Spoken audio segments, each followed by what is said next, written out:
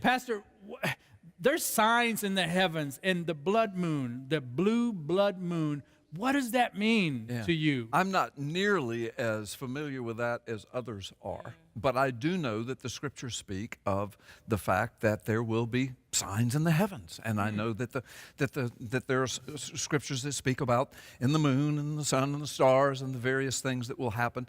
But the bottom line is there's so many prophetic convergences that are occurring during the times of the Shemitah year, the Jubilee year. We're going to talk about that in a little bit, and how that ties into the rebirth of Israel, the 70th anniversary, the Jubilee year of, and then Jerusalem is declared capital, and then the blood moons and the blue blood. You know, how do you say it 3 times? The blue blood moons. There you go. And the super, super blue blood moons. Yeah, I mean, so it's not.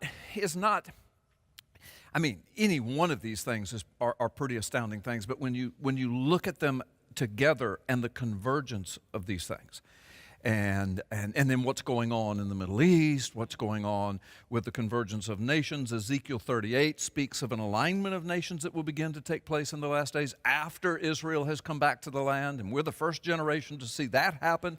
And that alignment of nations is not only is it beginning to happen, but Orthodox Jewish rabbis in Israel have documented. They're writing about it. They're astounded. They're saying, oh my gosh, look at the times in which we're living. So when you put it all together, and then the beautiful blue blood moon. Yep. I think I said that right. Maybe I should say that in Spanish. It might be easier. It might be easier. But anyway. What times are we living in according to the scriptures right now in 2018? Yeah. Well, and I say this often, please forgive me if you've heard me say it before, but I want to say it again to the audience. We are living in the most prophetic time since the first coming of Jesus Christ. Since the first coming of Jesus Christ. I mean, the first coming of Jesus Christ, that was the huge explosion of the first big explosion, prophetic explosion. I call it the first boom of prophecy. It was all the way back in Genesis. It started prophesying the coming of the Christ. The Christ is coming to begin the restoration of all things, to set it right. And so that boom happened 2,000 years ago. Of course, the birth of the church, another big boom 50 days later.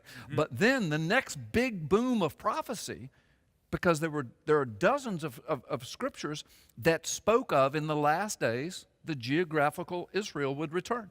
And God's people would begin to pour into the land on the wings of eagles. Well, you know, that seemed like awfully picturesque language, metaphorical language, but how could the writers have known in those days that there would actually be such a thing as an airplane, as jet airplanes, flying through the air with hundreds and hundreds of people on each one and bringing millions of people into the land? I mean, on the wings of eagles, literally. I mean, it's just astounding to think of. We're the first historical generation. We're the only generation on the planet to have ever seen that big boom of prophecy with Israel coming back. And it's only been 70 years this year.